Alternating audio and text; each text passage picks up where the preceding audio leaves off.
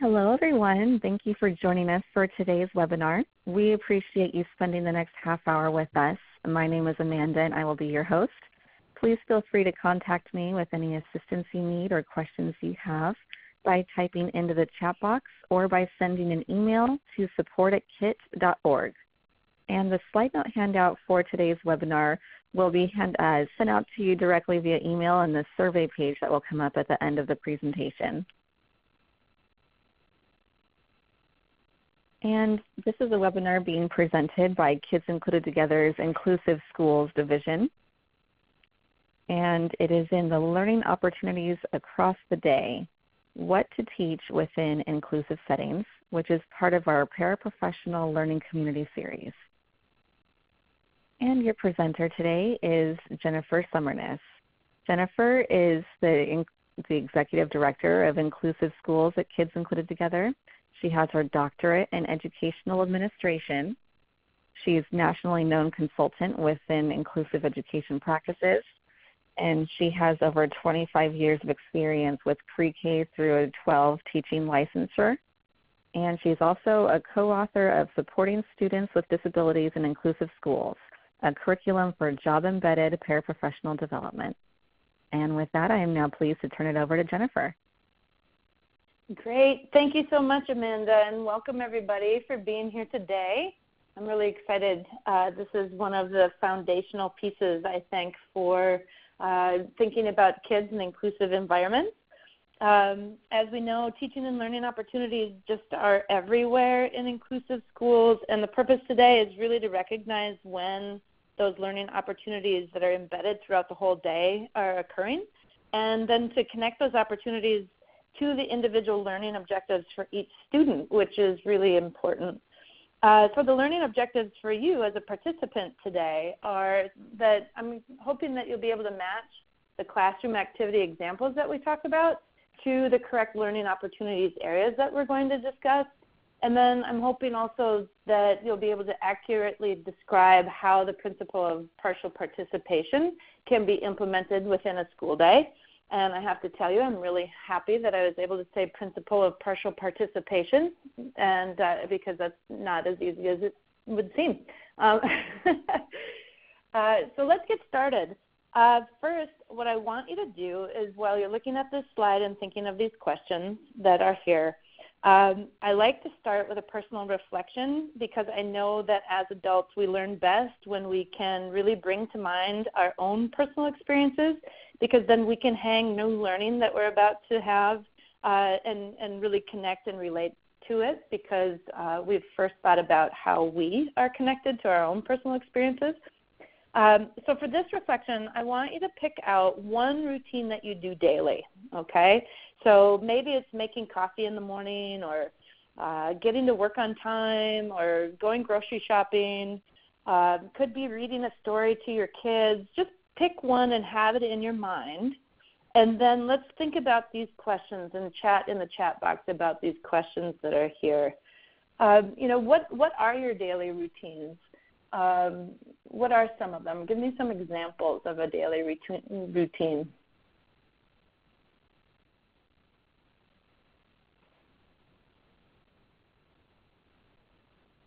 So even like thinking about getting a cup of coffee, right? Starting with coffee, all right? Or reading an example of reading to your daughter. Okay, so while you're thinking about that, what are all of those skills that you're using, right? And so it's not just that we're making coffee, and it's not just that we're sitting and reading with someone.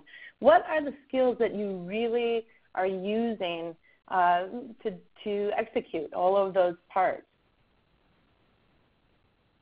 Doing my makeup, yes, absolutely. So it's not like we just walk in and just kind of slap stuff on our face, right? There are ways of going in and kind of picking apart what those routines are. How do we know what time it is?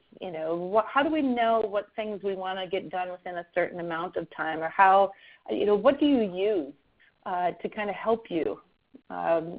Whether it's making your coffee, figuring out your priorities. Yes, absolutely.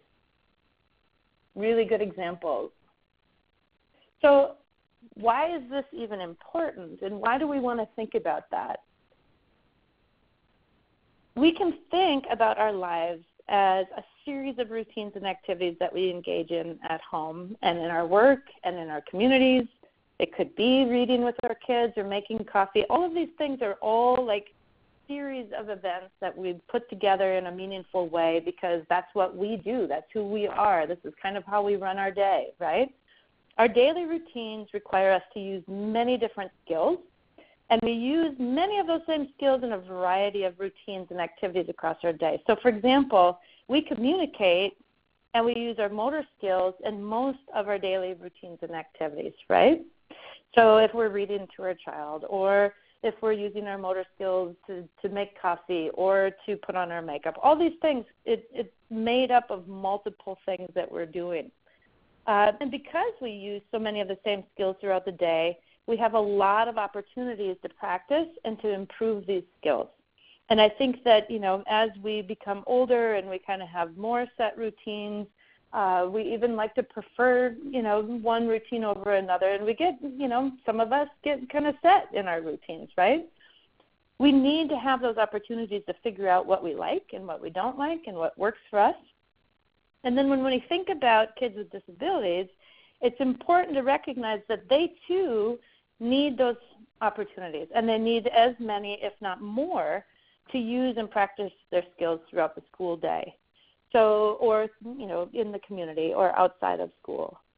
When we recognize that typical daily routines and activities are, having those valuable learning opportunities, we can take advantage of these naturally occurring teachable moments, right? So there's thousands of teachable moments across any individual's day.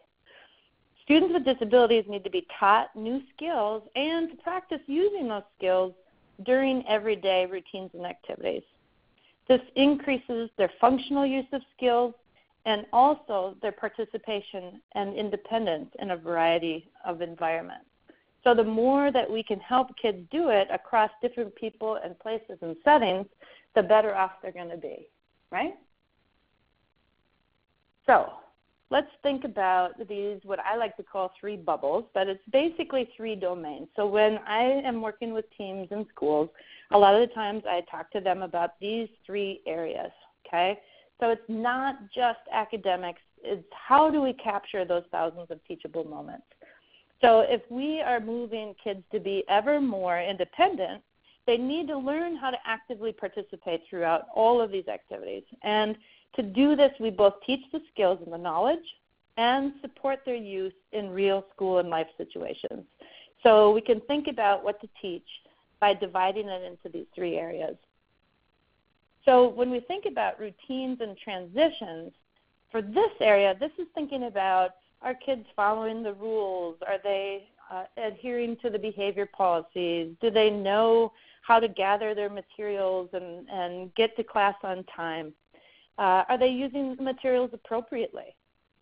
And as far as transitions, I think about not only moving within the building from one room to another or one setting to another, but also within the instructional grouping or within the instruction itself. So you think about if you're going from a lecture to a small group activity or from a lecture to independent seat time. Those are all various transitions within the school day. That doesn't necessarily mean that they actually have to get up and move out of a space. So we have to really think about what the routines and transitions are that kids are a part of, and how can we make sure that they're practicing these functional skills of being able to be in those groups, tolerate the transitions, and really being aware of that some kids max out on the number of transitions they have. So it might be, as adults, that we have to think about maybe there are ways to reduce some of those transitions if kids are having a tough time with it. The second bubble that we need to think about is the academic and engaging in academic and functional activities. So let's think about academic. Absolutely necessary and utmost importance, right? That's a huge piece of including kids with disabilities in gen ed or within a school, across the school day. And there are lots of ways that we can really dig into how those academics get accessed. But one of the things I want to leave you with today is just how do we consistently put information in front of kids and consistently get what they know out. So that's kind of our charge, right? And so no matter what the curriculum is, what the content is, we need to design ways for kids to actually access those academics meaningfully and make choices and be creative with it. We need to consistently figure out ways for them to have the material, knowing, the least dangerous assumption is that they can do the material, giving them opportunities to really show us what they know. And for some kids, it's really kind of a puzzle to try to figure out how do we consistently get out that information, because we know it's in there. We know they're learning it. It's up to us to figure out how to offer them the opportunity to show it. As far as functional, I think this is one of those things where within special education, and I'm a special educator myself originally, and I think, when people say functional, they automatically think life skills, right, which is a part of this. But, to me, it's kind of thinking about it in terms of what are the skills they just need to go out and function, right? So my definition of functional is, and this is important, so I'm going to say it a couple of times. My definition of functional is anything that we can teach a student by the time that they graduate, that if we don't teach them how to do it in the time that they're in school, someone's going to be paid to do it with them or for them, okay? So that's hugely different than life skills, where life skills we think of cooking or use of money or reading time, and those are all, functional as well. But when you think about functional skills in terms of what I just said, which is we only have until graduation to teach them as many of these things as we possibly can, because if they don't know it after graduation, someone's going to have to be paid to be with them, to either do it with them or for them, okay?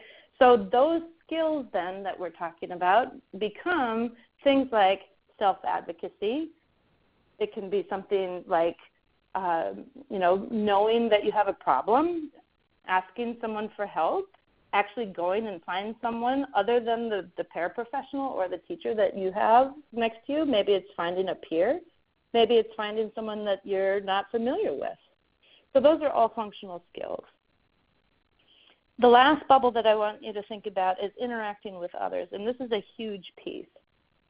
It also is one of those things that I think is kind of a misconception about inclusive practices, is that when people don't know how to make the instruction fit, or maybe they don't understand how many different thousands of teachable moments there are for kids, if they don't have this understanding, then a lot of times there's this misunderstanding of thinking that kids are only in these classrooms for social reasons, which is not the case, as we've just been talking about.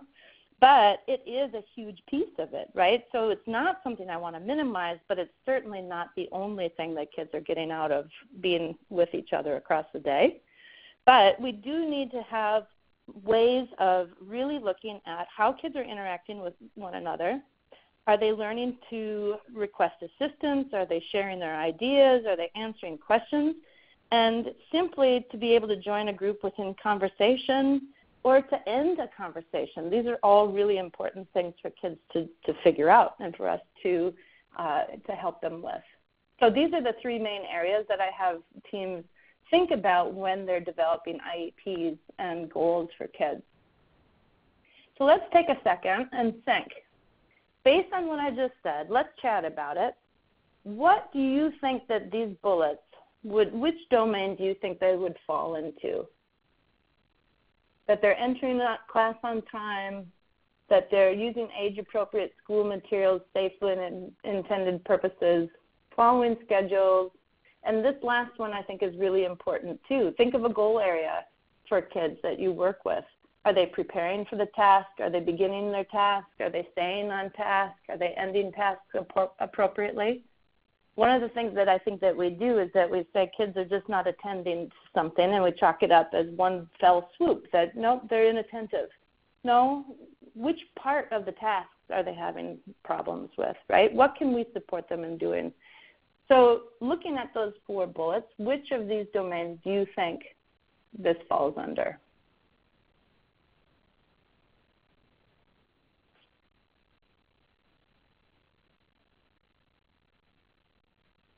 Right. It is participating in routines and transitions. Absolutely right. And there are many, many more. These are just examples of some. But you can really see each of these bullets, even for an individual student, if they were having a need area in one of these bullets, it's important. And it's a life skill, right? So when kids graduate, if they can't get someplace on time, that's a huge problem when they're trying to find a job. So these are lifelong functional skills. Okay, how about this one? Which domain is represented here? We're talking about working on academic skills identified in the IEP, evaluating the quality of their own work, initiates and follows through with assigned tasks, and works effectively in varied instructional situations. Which bubble do you think that comes from?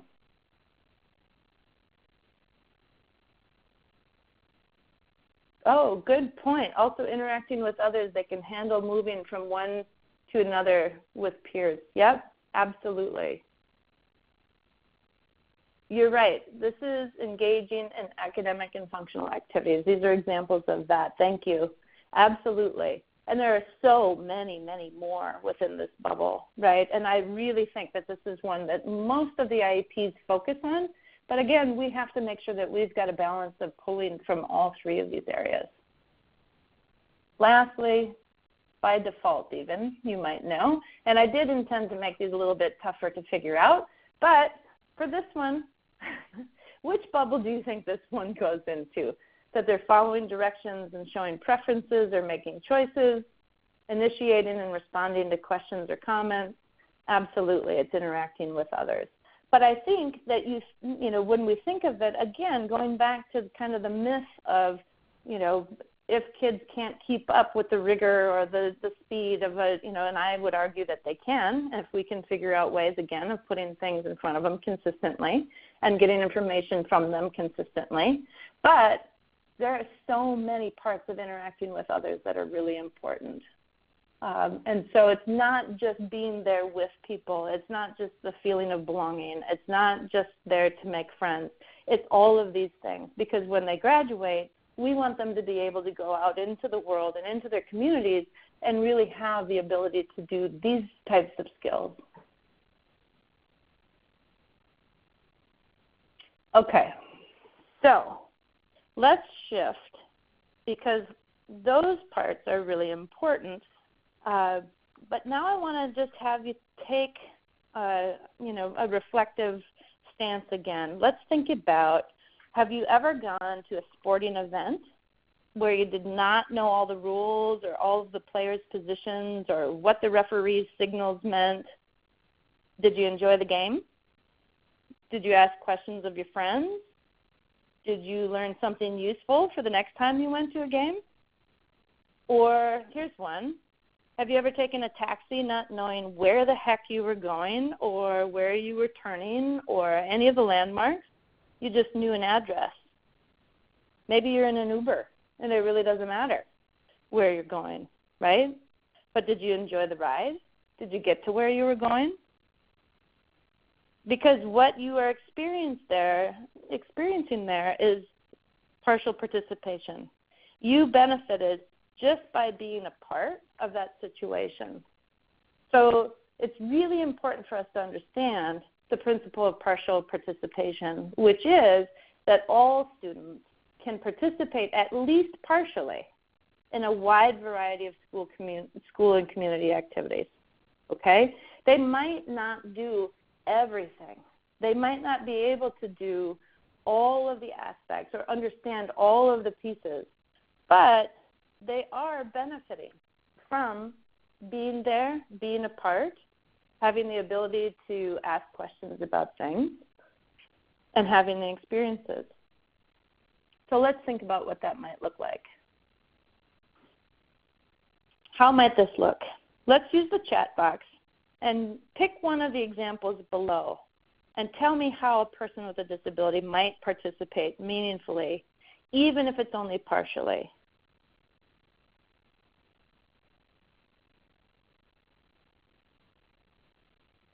Right.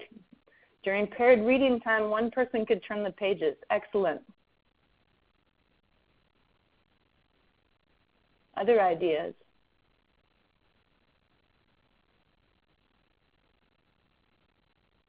In PE, they could keep score. Absolutely. That is one.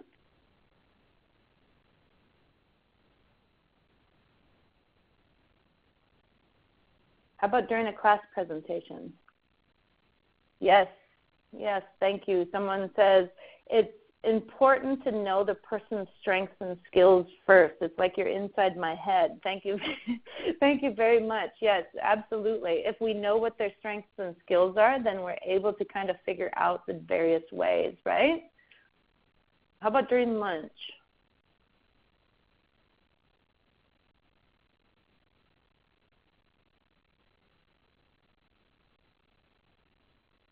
But then you can even think about the routines and transitions that we talked about. Reading out jokes from a book. Yep. During lunch, it might be that someone needs assistance with some piece of it, whether it's like bringing their tray. I just saw a student helping another student the other day, bringing their tray and figuring out where the silverware went versus where the milk goes and all of that. Putting a straw in a Capri Sun, yes. Oh my gosh. Oh yes, choosing music that's played at the table. That's an awesome one. There are a lot of kids that love music, and that's a strength. Really great. I also think, like for the reading one, here's what I had thought of too, is that we're connecting, if there's a paired reading, here's another way of thinking about it, that one of them is reading aloud, right? The other one might be connecting oral language to pictures, might be expanding vocabulary, might be isolating finger pointing when they're pointing to different parts of the pages. That might be that their whole goal is just by sitting and attending, that's the goal for them, and that those are skills that they're practicing, right? Great, thanks for that. So I just want to kind of summarize what we've been talking about. I think not only is it essential to understand why each of the three domains are important and the principle of principle of partial participation, but to recognize that students need to be expected and taught how to engage in activities in all of the domains, okay? So it really is that we need to understand why that's so important. We know that students learn most when their individual learning objectives are taught at natural times during the school day. We know that they have lots of opportunities to practice across people and places and settings, that they're going to keep and retain and generalize those skills more often. We know that they can watch their classmates model everything all day, and that they're actively involved, even if they're only partially, and that they also learn best when they are communicating and they're making choices and solving problems with peers and adults more often and in more places, right? Because there are a couple of things that we know. Kids with disabilities take more time to learn things and need to do it across varied places and people, right? Those are two things that we know in order for it to stick, to really stick. Okay, so in your roles in schools, what I want you to think about is how you can support student learning. You can expect kids to be involved. This is super important. Have high expectations that they will be involved. You can help kids do things for themselves across people and places and settings. You can see the value of all of these skills that kids are getting, not just academic, not just social, but those thousands of teachable moments that we can pay attention to and help them pay attention to.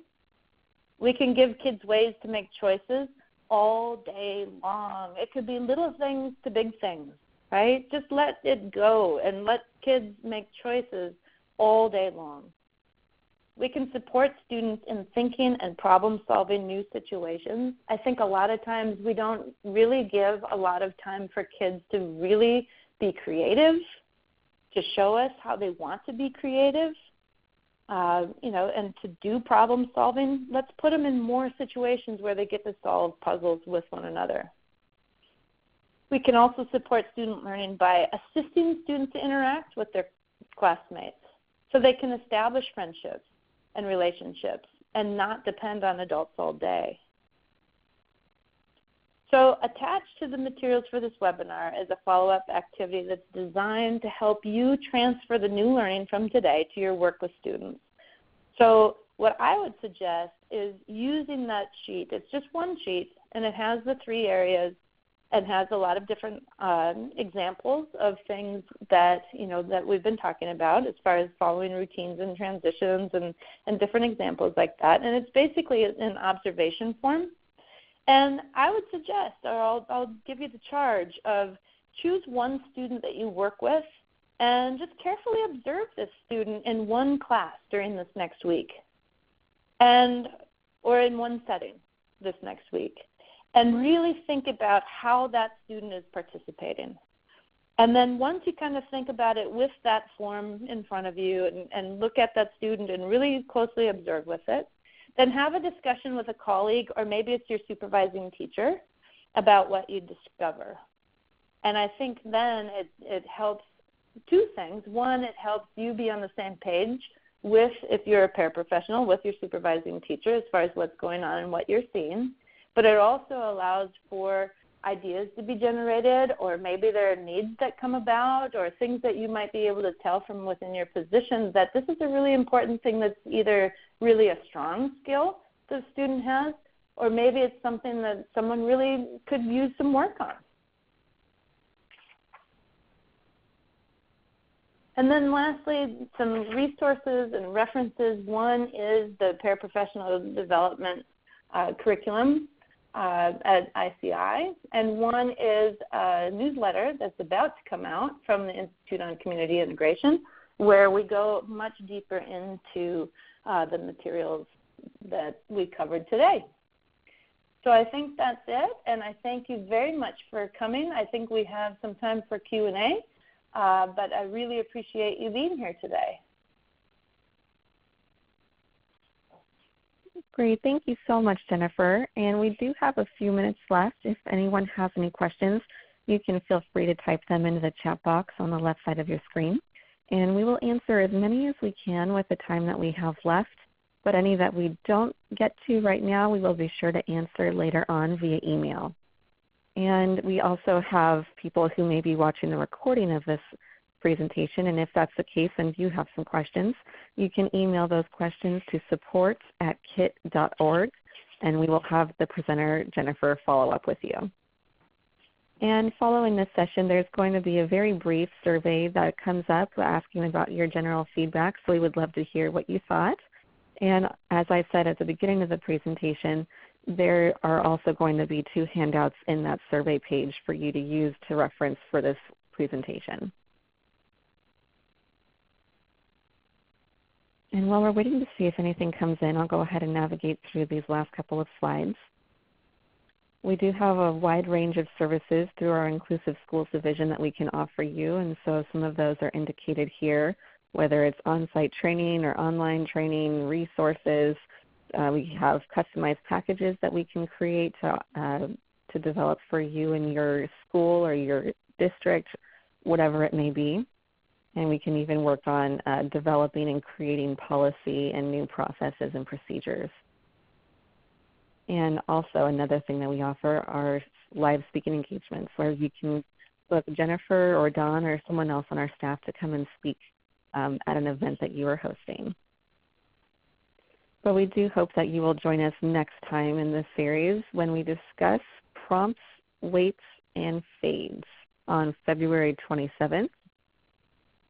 And in the meantime, you can feel free to casually keep in touch with us over Facebook, Twitter, and Pinterest.